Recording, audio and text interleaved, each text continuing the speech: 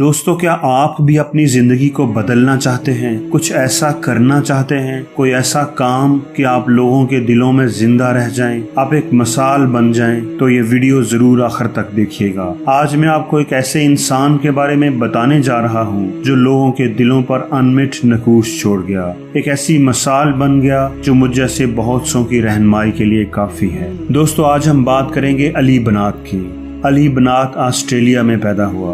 एक बहुत बड़े बिजनेस का मालिक था, बहुत ही अमीर आदमी था।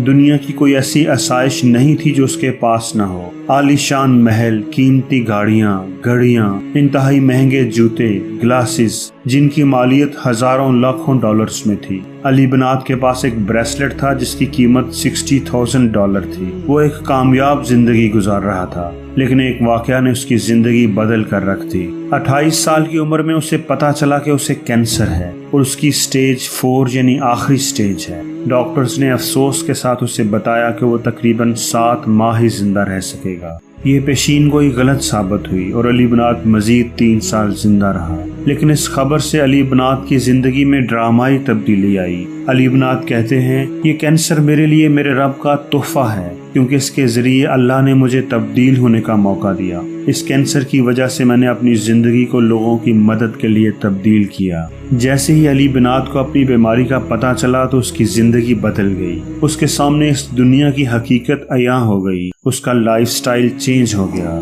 ये खबर मिलते ही उसने अपना सारा कारोबार बेच दिया, अपनी शाहाना जिंदगी तर्क कर दी जो वो अब तक गुजार रहा था। हर चीज बदल गई। अली बनात ने अपनी सारी दौलत गरीबों के लिए वक्फ कर दी। वो अफ्रीका के गरीब तरीन मुल्क टोगो चला गया, जहाँ की एक बड़ी मुस्लिम तादाद इंतहाई गुर्बत में जिंदगी गुजार रही है। अली बनात कहते हैं, मैंने अपनी गाड़ियों और कीमती घड़ियों से छुटकारा हासिल कर लिया, हत्ता कि इन कपड़ों से भी जो मैं बैरूने मुल्क अपने साथ रखता था, और मैंने वो तमाम चीजें लोगों को दे दी। मैं बगैर किसी चीज के इस दुनिया को छोड़ना चाहता हूँ। अली दुनिया की हकीकत जान चुका था। दुनियावी मालो दौलत और शानो शौकत उसकी नजर में कोई अहमियत नहीं रखती थी। जब उससे उसकी गाड़ी के बारे में पूछा गया जो $600,000 की थी, तो अली बनात का कहना था, इस तरह की कोई चीज चलाना मुझे बिल्कुल भी अच्छा नहीं लगता। आम दिनों में ये गाड़ी हमारी सबसे बड़ी ख्वाहिश होती है कि हम इसे हासिल कर सके, और हम अपनी जिंदगी इसी के हसूल के लिए गुजार देते हैं। लेकिन जब आपको कोई बताए कि आप बीमार हो और आपके पास बहुत थोड़ी जिंदगी बची है, तब आपको एहसास होता है कि ये चीजें आपको बिल्कुल फायदा नहीं देंगी।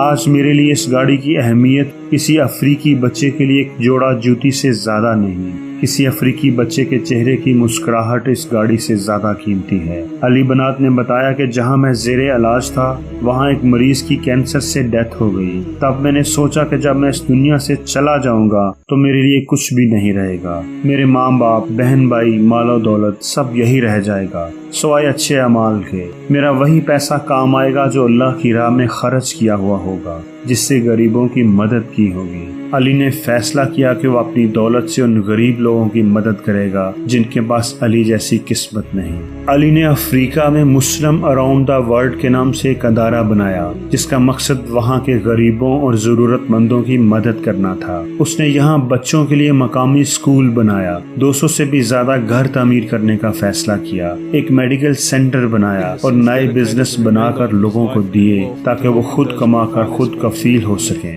दोस्तों, आज अली बनात हम में नहीं, वो इसी रमजानुल मुबारक के महीने में गुज़श्ता हफ्ते ही इस दुनिया फानी से कूच कर गए। हमारी दुआ है कि अल्लाह उन्हें जन्नत में जगह दे।